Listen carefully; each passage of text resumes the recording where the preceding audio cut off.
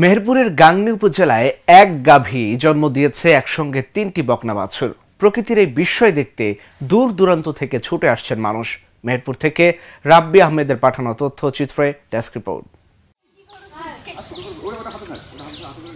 ৭ বছর আগে পরিবারের দুধের চাহিদা মেটাতে একটি গাভী কেনেন মেহেরপুরের গাংনী উপজেলার চৌগাছা গ্রামের ভিটাপাড়ার কৃষক ইরফান আলী ও তার স্ত্রী শাহিদা খাতুন। সেই গাভী একসঙ্গে জন্ম দেয় ৩টি বকনা বাছুরের। এ খবরে গ্রামে চাঞ্চল্যের সৃষ্টি হয়। খবর ছড়িয়ে পড়ে আশেপাশের এলাকাতেও। শত শত মানুষ ইরফান আলীর বাড়িতে ছুটে আসছেন গাভী ও বাছুর ৩টি দেখতে। ওই পাড়ায় যাওয়ার পথে শুনলাম যে 3টা বাচ্চা হয়েছে, তো বাচ্চা 3টা দেখতে আসলাম, তো বাচ্চা ভালোই আছে আর কি। একটা গরু 3টা বাচ্চা হয়েছে, হচ্ছে নাম রাখছে 3টা শুকতারা, একটা নয়নতারা, একটা হচ্ছে চাঁদতারা। আনন্দই লাগছে এই প্রথম দেখলাম আবার নিজেদের যে একটা গরু 3টা বাচ্চা হয়েছে, এর আগে কখনো দেখি নাই। বাছুর 3টির নাম রাখা হয়েছে নয়নতারা, শুকতারা ও চাঁদতারা। ইরফান আলীর পরিবারের সকলে বাছুর 3টিকে সন্তানের মতোই বড় করতে চান। আমাদের একটা গাভী 3টা বাছুর হয়েছে, তা হচ্ছে মানে এখন আলহামদুলিল্লাহ খুব ভালো আছে, সুস্থ আছে। আমাদের 3টা বাচ্চা শুক্রবারে হয়েছে, তাই শুকতারা, চাঁদতারা, নয়নতারা। একটা সন্তান যেমন মায়ের কাছে যেমন সুন্দর হয়, তেমন এই 3টা আমাদের কাছে একই সমান। আমরা আমাদের বাড়ির সদস্যের মতো করে লালন পালন করি। বাচ্চা হয়েছে 3 দিন হচ্ছে। অনেকেই দেখতে আসছে অনেক জায়গা থেকে, অনেক ভালো লাগছে।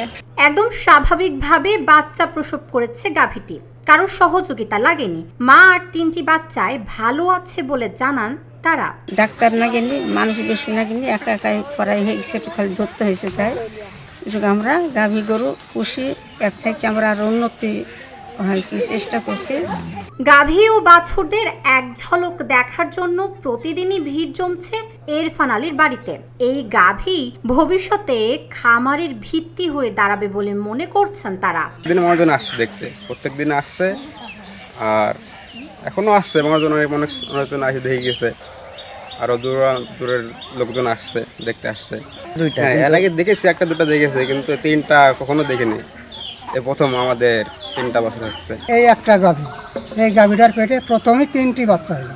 গাভীটা কিনেছি, আমরা দুধ খাই এবং আমরা চাষি লোক, গরু বাছুর পোষাই হচ্ছে আমাদের পেশা। ভবিষ্যতে যাতে আরও বাড়াতে পারি, যাতে আল্লাহ ভালো রাখে। মেহেরপুরে এই প্রথম ব্যতিক্রমী ঘটনা ঘটেছে। প্রাণী সম্পদ অফিস ইরফান আলীর পরিবারকে সব ধরনের সহযোগিতা করবে। আমরা কিছু দুধ বৃদ্ধিকারক, কিছু মাল্টিভিটামিন এবং সিরাপ দিয়েছি। এরপরেও ভবিষ্যতে যদি তারা কোনো ধরনের সমস্যা বোধ করেন, তাহলে আমরা প্রাণী সম্পদ অফিস তাদেরকে আমরা সর্বাত্মক সহযোগিতা অব্যাহত রাখব। এই গাভীটি ইরফান আলীর পরিবারের অভাব দূর করবে, এমনটাই প্রত্যাশা পরিবারের সবার। News desk, Dhaka journal.